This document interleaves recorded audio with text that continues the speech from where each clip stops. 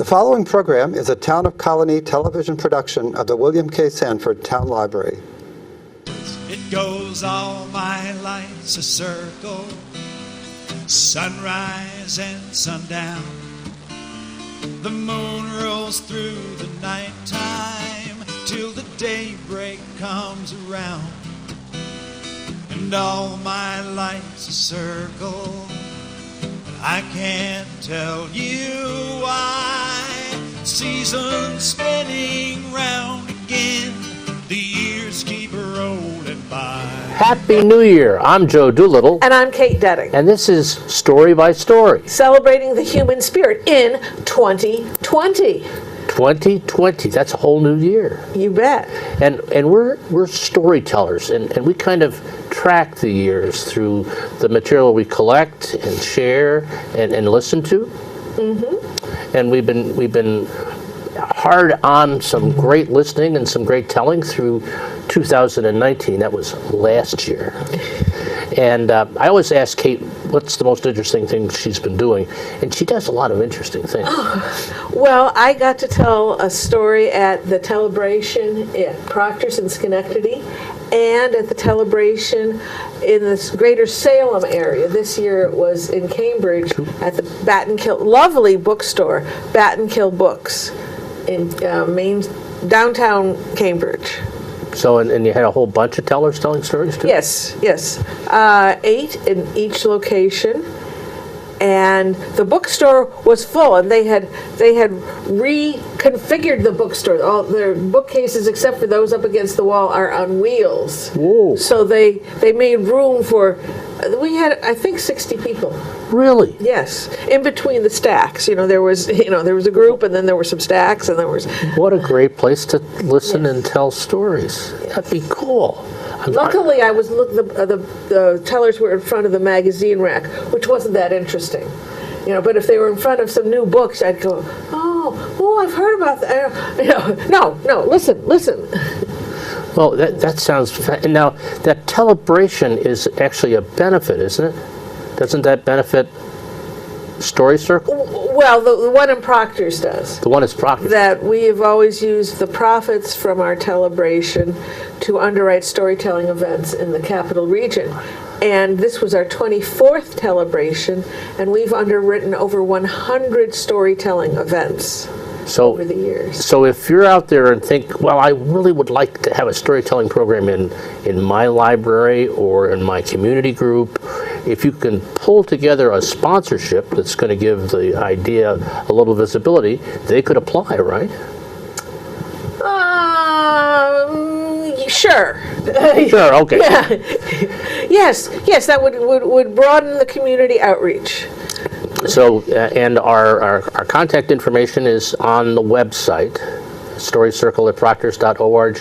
Yeah, info, hello, anything will get to me. Yeah, just drop your idea in place, and we'll get back to you.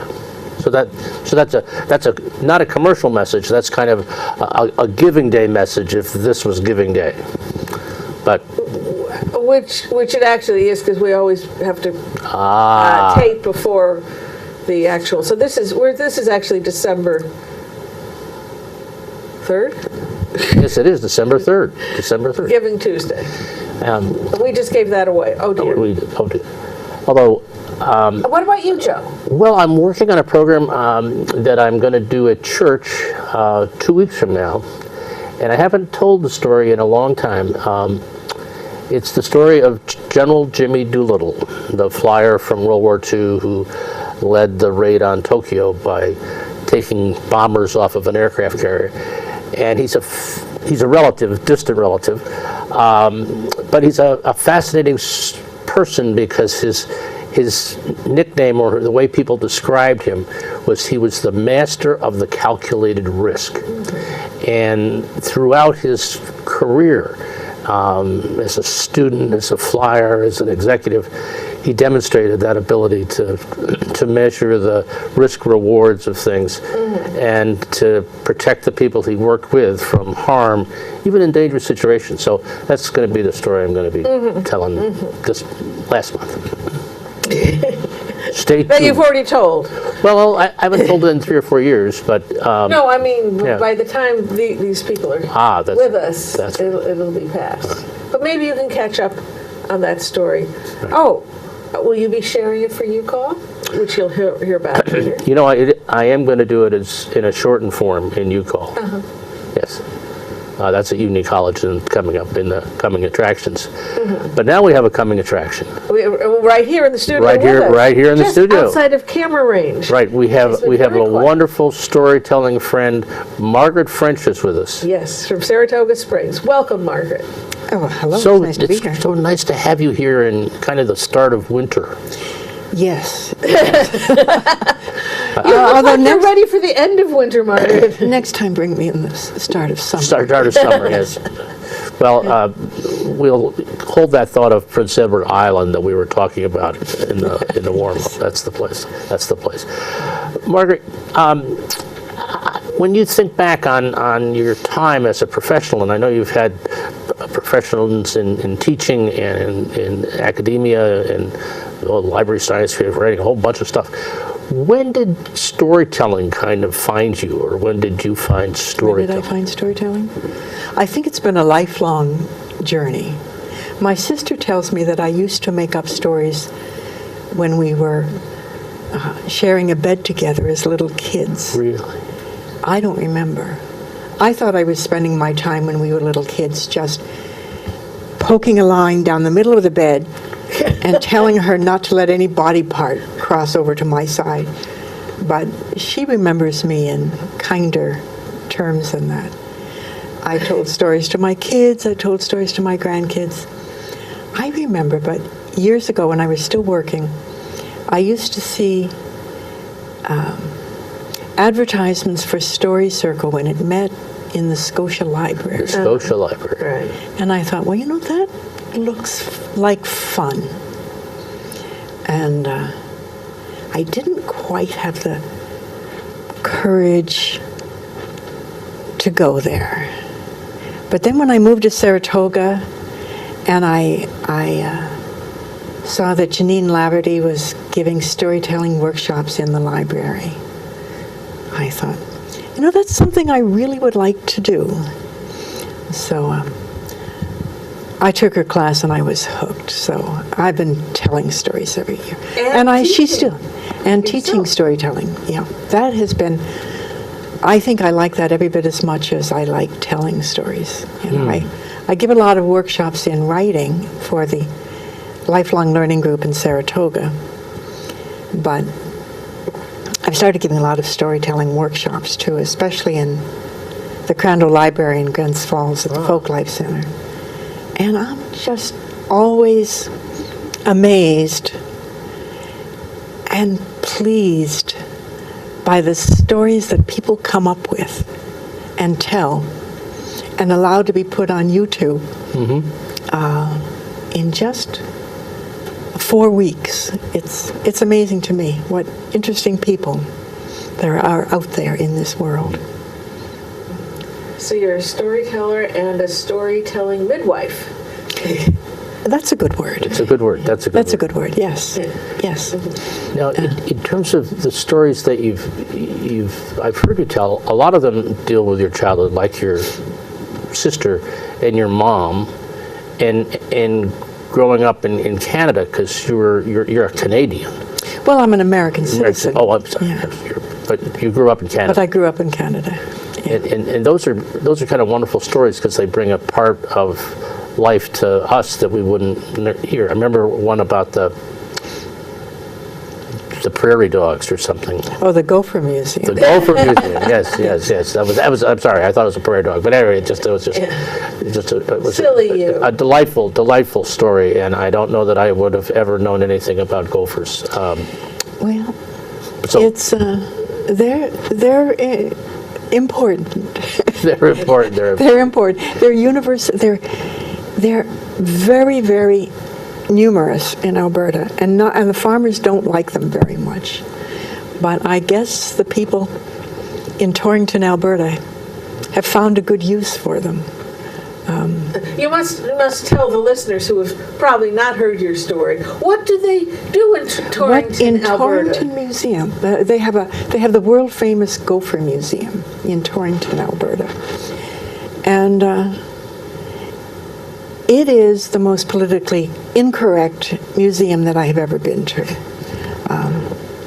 They have Torringtons. They have gophers that are stuffed and dressed and put in dioramas.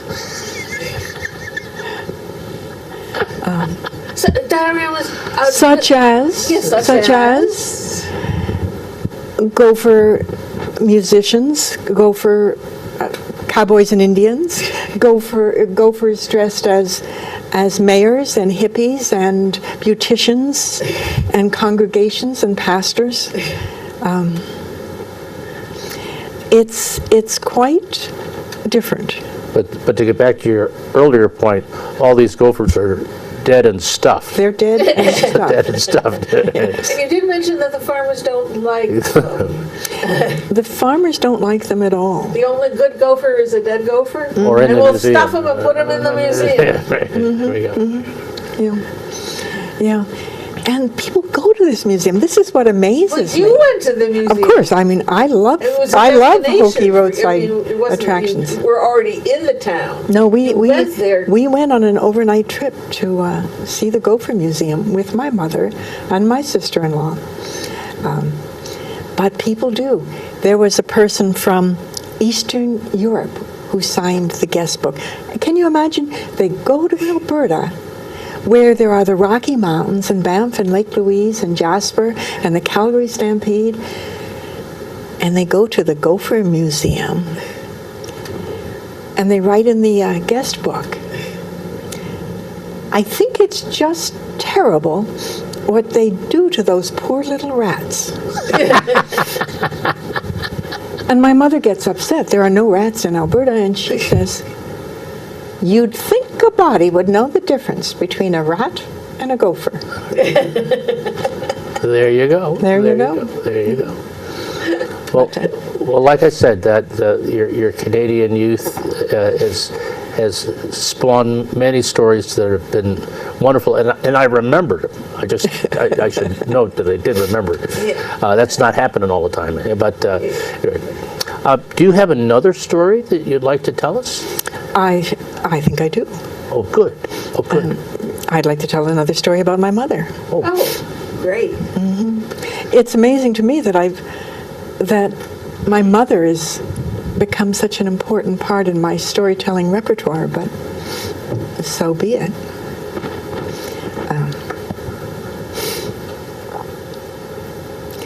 It was 2:00 in the morning when I pulled in front of my mother's house in Edmonton, Alberta. The trip odometer that I'd set in Schenectady when I left clicked over to 3,000 miles. I'd driven 750 miles that day. I was sunburned because my arm had been out the left window because I didn't have air conditioning. And all the lights of the house were on. And when I went up and rang the doorbell, my mother flung the door open and said, "Guess what? I'm coming back with you." And I said, "No." And I meant it. My mother would spoil everything. This trip had been my great adventure, driving cross country, all the way across the continent. After a difficult divorce and a time of trying to get my life back in order. And it had been a wonderful experience, as I drove through my native land, the land where I was born, past the rocks and the trees and the forests and the lakes. My mother would not understand. My mother would talk too much. My mother would not talk about New York State and ask me any questions about myself. My mother would talk about all her friends, and she wouldn't stop. We would not have any heart-to-heart talks. So I spent the next few days trying to convince my mother that it was not a good idea and trying not to feel too heartless in the process. I mean, first of all, there was the matter of her arthritis. My car was tiny and not air conditioned. She would be terribly uncomfortable in that small little car. And then there was the matter of her health. You know, she had a bad heart, she had osteoporosis, her eyesight was failing. She had congestive heart failure. It wouldn't be safe. All those days of driving in my little non-air conditioned car, we didn't even have a radio. But my mother had a plan to change my mind. And over the next few days, pressure was brought to bear. She'd say, Margaret, you know, it must be very boring being in that car all by yourself. You don't even have a radio. I could keep you company. And she said, and as for my health, she said, do you think there are no doctors between here and Schenectady? And just in case, I bought supplemental health insurance for when we're in the States. And what's worse, her friends started talking to me too. Her best friend, Jerry, took me aside and she said, Margaret, dear, she said, this trip is so important to your mother. She said, she hasn't been down east for years. She hasn't seen her relatives in the Maritimes. And she hasn't seen your brother Vance in Ottawa. And my mother certainly added to that. She says, yes, she said, she says, Russell is blind now, macular degeneration. Same thing I've got. I guess I'll be blind one of these days, too. Sure would be nice to see those relatives again before they're all dead. I trusted my brother and his wife to take my side. They knew how difficult my mother could be. But then they began to start taking my mother's side. I said, well, she really hasn't been down east for a long time, and she does have all her relatives back east. She said, if she did have a heart attack, even die on the way, at least she'd be doing something she likes. You know how she loves road trips. I guess it's the right thing to do. The right thing to do. I think I was cornered. And so after a 2 short visit, my mother and I loaded up the car and we headed east. My mother was dressed, as always, in a full slip, pantyhose, nylon top, polyester skirt, black lace-up shoes. It was July, and it was hot. And just as I feared, my mother talked and talked and talked. She says, that Mr. Hill, did you notice that he made me that lovely planter that's on the patio, the one that's painted green? He's such a nice man. I planted it with nasturtiums. You don't want to give them too much fertilizer, It's not good for them. And Irene, I heard from her the other day, she's got diabetes. It's getting a lot worse. She bakes bread every week. 8 loaves of bread every week, and she can't even eat it. She gives it all away to the neighbors. And your sister, well, I wish that she and Richard would leave the farm and move to town. It's just not good for her. I think that's why she's depressed. It's really not a good place, and she doesn't have enough to do. She needs a hobby. I think she would feel a whole lot better if she would just knit an afghan. Now, I watched the news on TV. You know, those politicians in Ottawa.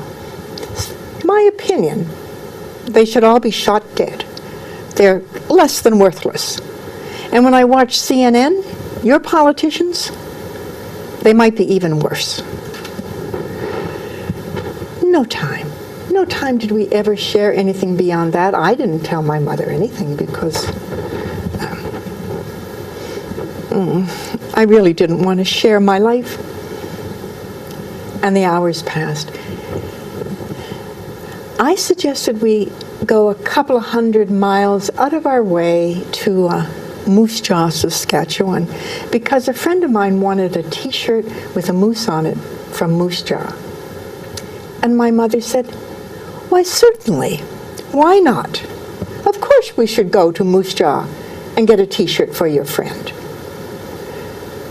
So we got a very fine T-shirt from Moose Jaw, and we did have a picture taken of the both of us beside the giant moose, the world's tallest moose.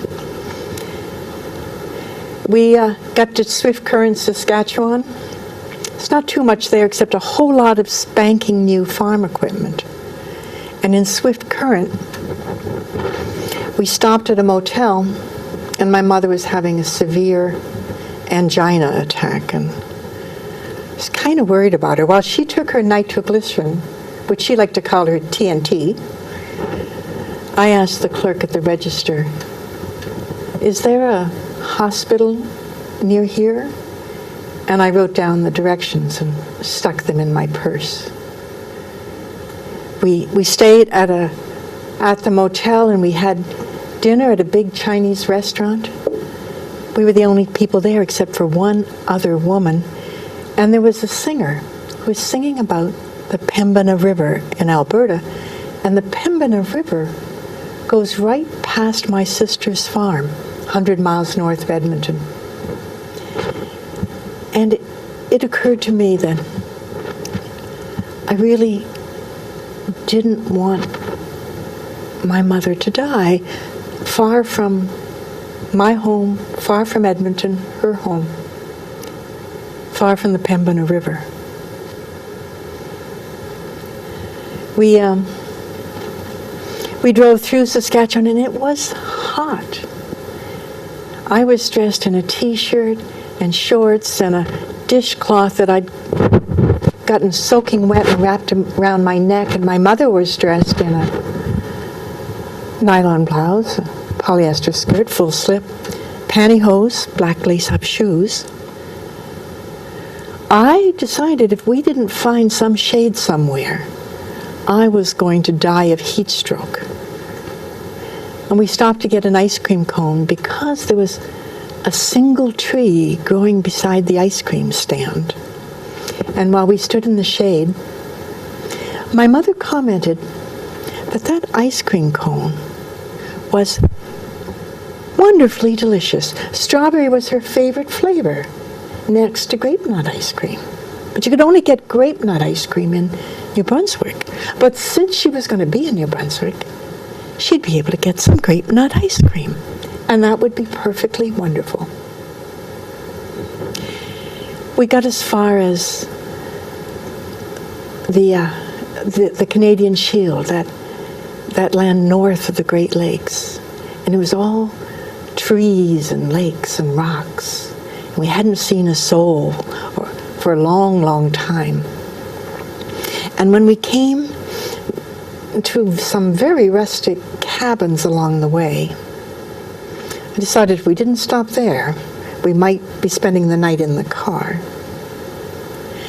And inside those cabins were huge numbers of the biggest flying insects I had ever seen in my life. And I got a can of hairspray, and I was leaping from bed to bed, spraying the bugs with the hairspray, gumming up their wings so they couldn't fly, and removing their bodies from the room. Well, what a smart idea, my mother said. How clever of you to think of that. And And it did occur to me that other mothers might have complained about a motel room that was full of giant flying insects. We went through a thunderstorm the next day, and the sky was entirely red. I had never seen such a thing before. It was sunset, and with the thunder and all that lightning, the whole sky was lit up with flashes of lightning going through it. And I pulled the car over to the side of the road, and I said to my mother, this is beautiful, and this is why we came, and we should remember this. And my mother felt the same way.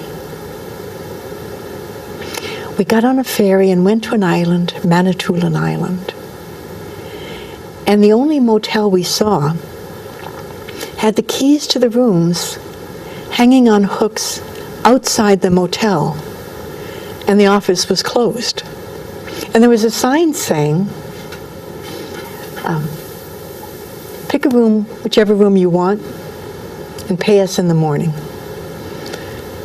So we took the keys and we found ourselves a room.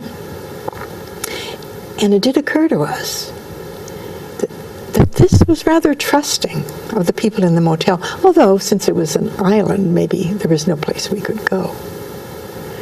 But both of us liked the idea that the keys were out for us to help ourselves.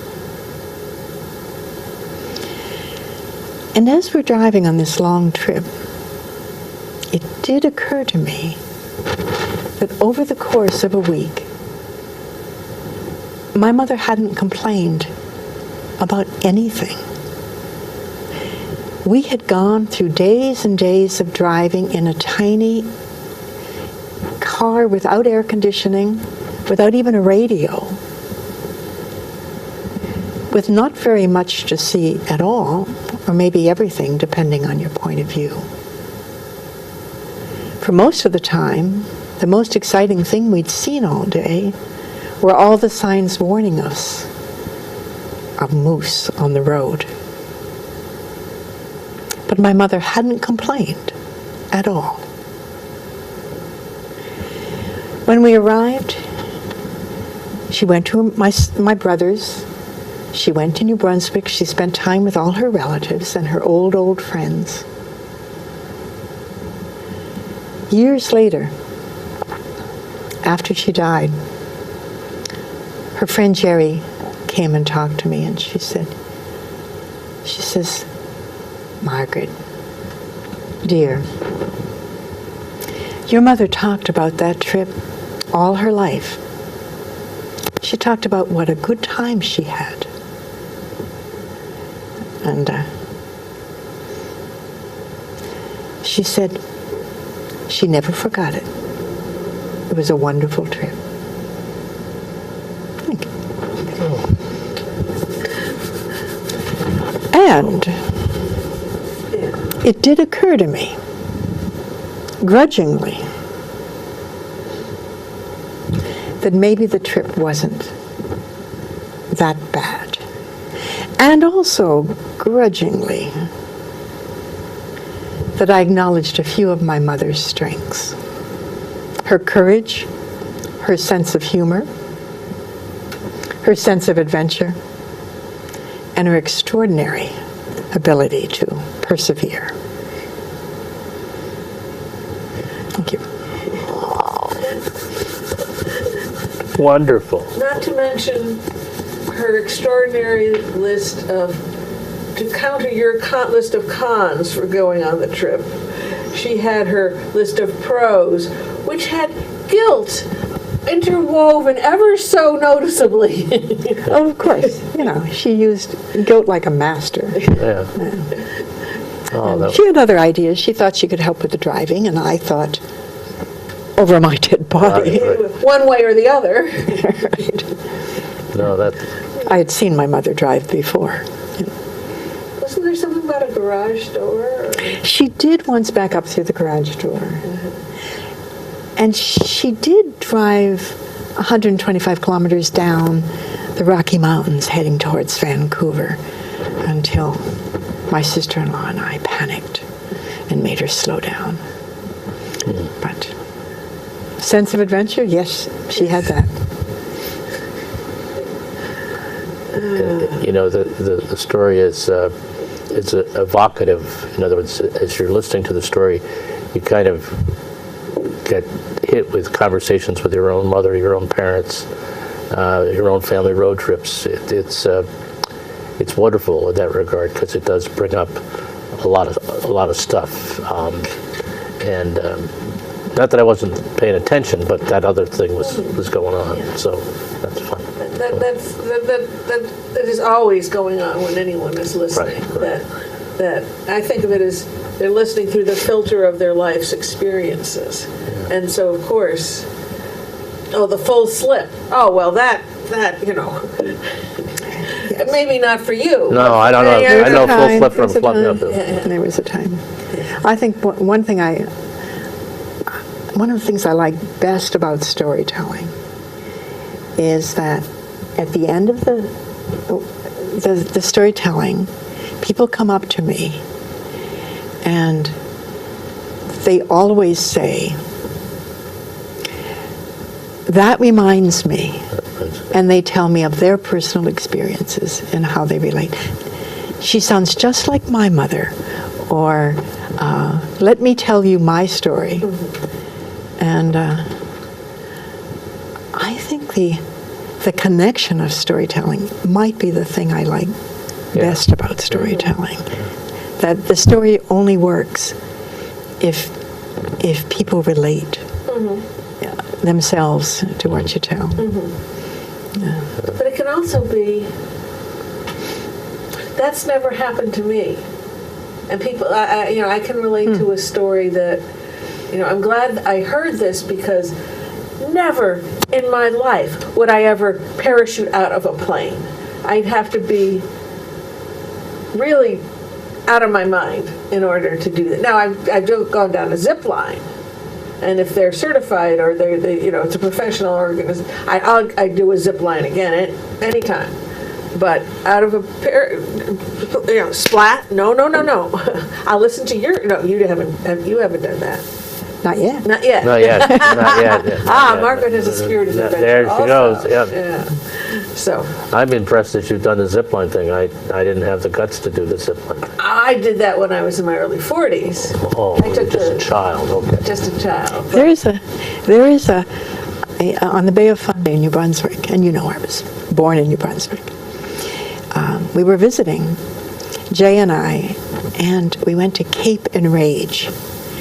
And it's right where the Bay of Fundy channels in, and there's big cliffs, and very dramatic tides come in because, as you know, the Bay of Fundy has the highest tides in the world.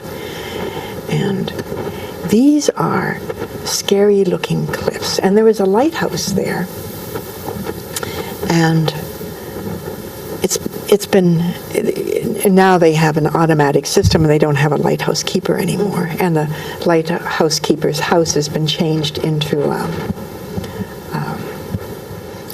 tiny B&B. I had thought of staying there, but it was foggy that day, and every 30 seconds the fog.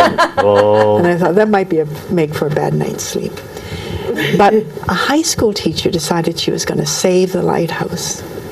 So high school students restored things, and they set up a zip line that goes across these cliffs. And it was in the early days, from one cliff to another. And I came close, but they didn't have a very good landing place, and you had to depend on a couple of high school students to pull you up and over. And I thought, I don't think I'm ready for it. They probably were, but I wasn't quite. Oh, I don't think I could have done that one. That I was in the Pacific Northwest, and there was a bridge that went from one island to the other, and there was a walkway, glass, some real massive sadist did that. and I could walk out as long as there was land under, even the cliff under me, but I could not make myself stand upright and walk out over the void. Maybe I could have crawled out there, but I was a little too embarrassed to get down on my hands and knees in front of other people who were just walking by like it was nothing. And I have an appreciation of heights, and I could not make myself do that. But anyways, we have to go on to coming attractions. Let's do our coming attractions. Yes. So we want to make sure that if you want to come to a live storytelling event, you know where to go. First Monday, Tales and Stuff, January 6th. Tell us about that, Joe. Well, it's an open mic for spoken word and music, anything people want to do for 10 minutes. We have a feature. In this month, we have 2 features. One of my best friends and storytellers, Kent Bushman, and David Walsh, who's a poet. And the theme for the evening is Stories from the Heart of the Matter. And they're both wonderfully rich observers of the world. Kent runs our church camp up in the Adirondacks and Speculator. David's a retired techie from the state of New York, but he has collected poems over his life, and they are wonderful, wonderful poems of growing up in rural New York and baseball and his family. And it'd be wonderful echoes that night. Mm-hmm. And that's at the First Reformed Church in Schenectady. In the Stockade? Yes. Okay. Then there's the Winter Storyteller Series for 2020. Every Wednesday in January and February at noon at Empire State College at 2 Union Avenue. They have this really nifty octagonal-shaped room that overlooks Congress Park.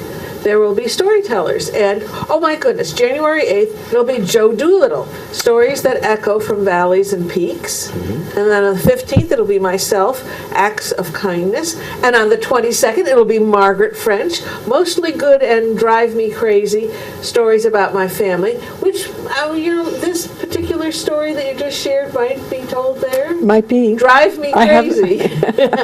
But many stories about my mother Yeah. fit Drive me the crazy. Yes. Even after she died, she continued to drive me crazy. I don't know about that. Exploding cans of this and that. Oh, yes. Well, she was still alive at the time. Okay. Yes. Sorry. And then, Exploding pumpkin. Yes. yes. Keeping canned goods forever, not a good idea. And then Betty Cassidy, who's also been on the show, will be telling stories of magic moments on January 29th. And then this continues into February. So, And they it's do have free. a policy. Yes, it's free. It's fun. It's always well attended. And if it snows, and it has been known to snow in January or February, if it's a snow day in the school, or even a delay, it's postponed for that week. Yeah, the last Wednesday in February is the makeup day for any such cancellation. But postponement. It's not a cancellation, postponement. Then on Sunday, January 12th, we're back at Proctor's in Schenectady, Stories of Kindness, with Claire Beadlestone, Joe, myself, Margaret, Claire Nolan, Nancy Marie Payne, Sandy Schumann, and Beverly Schwartz. 2 o'clock in the underground. The area underneath the box office. There are stairs there. Maybe you've been there when the Green Market's been down there. Modest fee, $12. Come and bring all your friends. And there's an elevator. There's an elevator Yeah. also, and refreshments at intermission courtesy of Siri Allison. Then the Interfaith Story Circle and Children at the Well will be holding a benefit performance, Winter Lights, that same day, but you can go to both. A double header. Isn't double that- header, wow. Yeah. And that's at 6 o'clock, again in Schenectady at Congregation Gates of Heaven. And that includes a vegetarian dinner. So you can see more information by going to withourvoice.org. You can buy tickets online. One of those nifty ticket places. And that is a wonderful bringing together, a gathering of people who represent different faith communities and wonderful spirits. And there'll be kids telling, and there'll be adults telling, and it'll be fun. Yes, very heartwarming, and it will support Children at the Well. If you don't know, for over 10 years, groups of teenagers have been brought together to tell stories from their own faith traditions or from their own cultural traditions. It's not a religious 101 sampler of all. No, they're learning storytelling, and they're learning about each other. And as Gert Johnson, who created the Interfaith Story Circle, her premise at the beginning when she created it was, when people of faith hear each other's stories, they will find how much they have in common. And that has certainly been true. That certainly is true. I think it's true of anyone, actually. If you really listen, you'll go. Anyways, I digress. Okay, not going there. There's a Front Parlor series that happens in 2 locations at 2 different times of the month. The second Tuesday of the month, which is January 14th this month, it will be at Little Peck's, a new location for the Troy branch of Front Parlor series. And then the third Wednesday of the month, January 15th, it will be at the Old English Pub in Quackenbush Square, just east of the Palace Theater. Right, just East downhill. Yeah. I have to go. Okay, the Hudson goes down. Okay. Then on Tuesday, January 25th, Joe and I will be together again at UCall, Union College's Adult Lifelong Learning group. Stories of people who made a difference. There, you have to pay to go to that, and you can find out the registration information at the www.union.edu/ucall/courses. Then that night, another doubleheader day, will be right here at the Colony Town Library for our monthly meeting of Story Circle, the Capital District, a guild where people who love stories get together to share works in progress. And it can go from just kind of a little seed of an idea you have and you don't know how to progress, or it can be a story like you mentioned, the Jimmy Doolittle story that you've told a while ago, but you need to bring it back to life. And it's a great place to just come and plug into the storytelling community and listen, and like Margaret described, see if you fit, and hopefully you'll fit. Mm-hmm. So come on out. Mm-hmm. And then to end off the month on January 28th, that's the 4th Tuesday of the month, that's when the storytelling open mic is up at Cafe Lena. Margaret is one of the organizers of that. And the featured teller, gets about a half an hour to tell, is Beth Sabo Novick, who is a co-founder of the Jewish Storytelling Festival in Saratoga Springs, happens once a year, and has been telling both personal and Jewish stories and Jewish folktales for long enough that she can't remember when she started. So that sounds very interesting.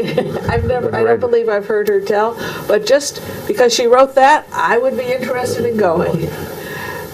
And Lena's is just a great space. If you haven't been to Lena's since the renovation's been complete, it is just wonderful space to just be in, to listen, to share the moments with the other people that are there, and the delicious desserts. And also light fare. Not light fare, like they have a quesadilla and something else and a cheese plate and hummus plates kind of thing.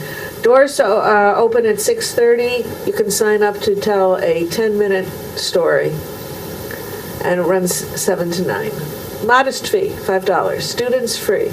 Students of life, not $5. Yeah. $5. And it's, it's made a difference. Not only is it wonderfully attractive now, but it's made such a huge difference that they have an elevator. Yeah. I think lots of people who didn't go before, but we're attracting many more students Yeah. now Right. too than we used to. And initially, when it started, 8 years ago, something? Oh, I don't know. I It don't feels know. like I've been doing it forever. Forever. Yeah. It was the storytellers And their their spouses. dearest friends that could drag there. And now the place is It's pretty like- full. Yeah. Right, and we don't know who they are. It's Yeah, really they show. wonderful. And I find, I love the fact that there's the students from Skidmore, and I wish they'd tell, you know. I don't know. Sometimes they do. Yeah. Sometimes they do. I've not been there when they've told, but whatever. It's a great group of people, and And it's a mixed group now. It It's is. just a Yes. good variety of Multi-generational. lots of people, Yeah. lots of ages, lots of And- backgrounds. and you guys that are, you know, organizing those programs and hosting those programs, one, it's very welcoming, and I think when you look back, the things that you've done that really kind of build welcome and build community, because you wouldn't have that diversity without a real welcome. And I think it is partly the leadership, partly the setting, and partly maybe the topics, but it all comes together really well. It's coming together very well, and it's very exciting. Yeah. It's very exciting to be a part of It's it. a very successful series. Yeah. We need to move along to give time for Margaret's second story. And just to remind you that Story Circle at Proctor's, we have a whole season of Proctor's. We have 3 more events, the January 12th one in February, and one in March. Sticky Situations and Lemons to Lemonade. Then if you, with your thousands of television choices and stories on demand, we have stories on demand too. Story Circle at proctors.org, click on YouTube. And you can also, TV shows on demand. Story Circles at Proctor's, click on Story by Story. Holy crow. What a lineup. What a lineup. What a lineup. A lot of storytelling going on. Yes. So, Margaret, do you have another story? We Sure. have 11 minutes left. That's enough time. Oh, good. I'll tell a shorter story. Since I told a story about my mother, I thought I would tell a story about my mother-in-law. B.G. got up every morning before dawn, before anybody else in the house was up. And she would quickly wrap a sari around her and toss the end over her shoulder out of her way. And the bottom would never be quite straight, because certainly not fashionable, because she would do it in such a rush. And she'd put her hair in a quick little bun, and that wouldn't look so good either. She'd go to the kitchen, and the kitchen was like an 8 by 8 foot windowless cubbyhole of a room, and she would make tea. Tea that was hot and with lots of sugar and lots of cream, because everybody in the house liked to have tea before they had their morning bath. And nobody was going to have breakfast until they'd had their morning bath. And there were 11 people in the house. And all she had were 2 little burners. She had a little gas burner, and she had a little charcoal burner, and they were only this high, and they sat on the floor, and she had a little stool not taller than this, and she sat on that little stool and made them all tea. And then she made breakfast, and breakfast was not small. Breakfast was omelet and toast and orange juice and tea and pratas, which are kind of a flatbread. She'd make the dough, and she'd have to roll it out one at a time, and people would have a couple. And after everybody had eaten all this food, she'd start preparing for fruit in the morning. Her husband would say, "Fruit in the morning is golden. fruit in the afternoon is silver and fruit in the evening is brass.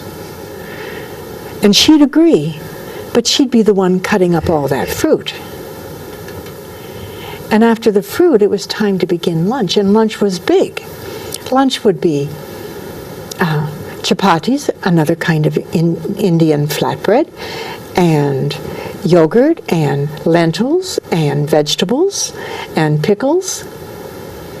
And she would cook everything sitting on that little stool close to the floor in this tiny room without windows and no refrigerator and no proper stove and no cupboards, just shelves with a few utensils and the food she was going to cook that day. She had a little masala dabba, which is a box with compartments where she kept her spices. And then after that, people would take a little rest, and she would rest a bit after lunch. Or maybe she'd be making Indian pickles, slicing up lemons and putting them salting them and putting them in the sun. And after that, she'd start making afternoon tea with sweets and salty things, and maybe her friends would come to visit, and maybe her daughters and daughters-in-law would be in the kitchen with her, and they would be talking and laughing, and she had a big, hearty laugh. And then after tea, it was time to start cooking dinner, and dinner was bigger than lunch, with several vegetables and more yogurt and pickles and maybe a meat curry and more chapatis and some rice.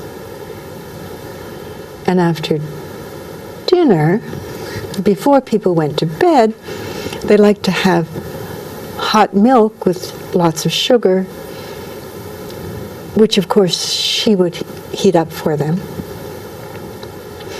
And I know all this because B.G. was my mother-in-law. And I got married when I was 21. And a few months later, my husband and I went to India to visit his family.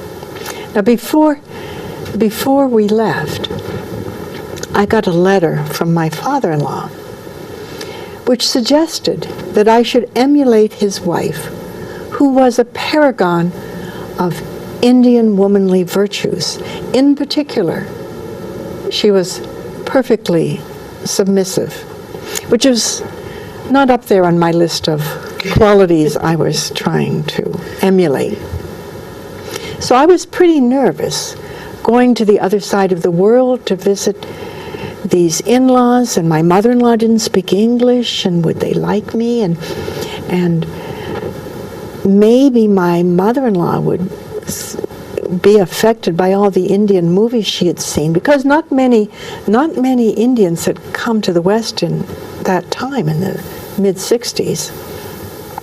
And what they knew about Western women, they mostly got from Western movies, and they tended to believe that Western women smoked too much and drank too much and were like promiscuous.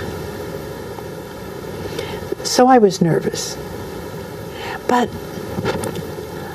think about how much more nervous my mother-in-law must have been, because she sent her son off to Canada to get his PhD, hoping that he'd come home again. But instead he decided to settle in the West, and he'd married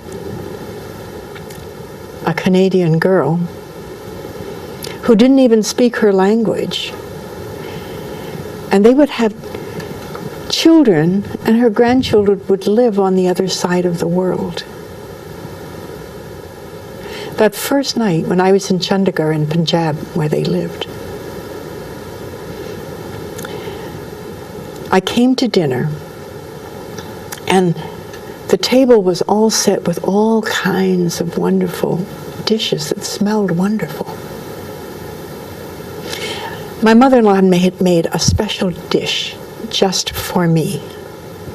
Now, she had heard that Canadians don't like spicy food very much. And that is true. At least it was true in 1965.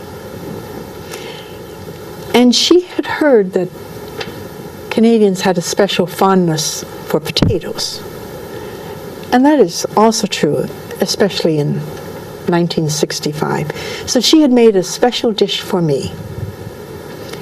One large, peeled, cooked, unseasoned, cold potato that sat in front of me while I smelled all those delicious other dishes.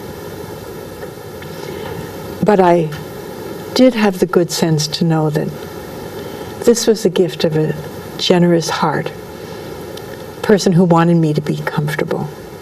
So I ate the potato, and then I ate as much as I could of everything else.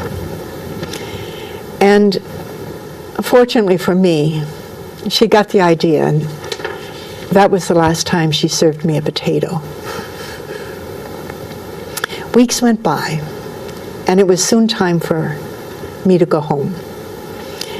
And before we left, my sister-in-law Shashi came to me and said, "Babiji, my in-laws never called me Margaret.